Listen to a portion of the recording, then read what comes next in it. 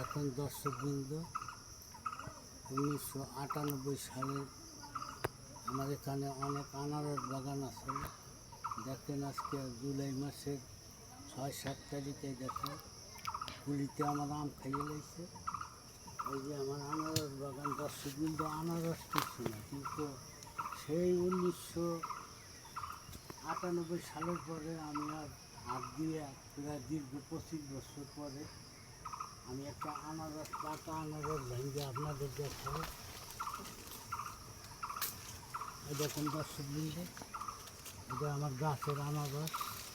হয়তো আপনারা বলতে পারেন যে আনারস কী, এটা আমার খুব আনন্দ বা ভালো লাগতে আছে যে আমি 25 বছর পরে আমার নিজের গাছের আনারস ভাঙতে পারলাম। এই দেখেন, এই যে আরও এই যে আনারস দেখেন, এই যে আনারস, এই দেখেন আরও আনারস। এটা দেখানোর উদ্দেশ্য একটা আবেগ যে আমি 25 বছর পর পুনরায় আবার আনারস ভাঙতে পারছি। এই দেখেন আর একটা দৃশ্য দেখেন, এই দেখেন এই আম ভাদ্র আশ্বিন মাসে পাকবে। এই দেখেন আমার মুকুল, এই দেখেন আর একটু গুড়ি আছে, দেখেন এই যে আবার তরতাজা মুকুল আছে। এই দেখেন পাকার মতো আম আসছে।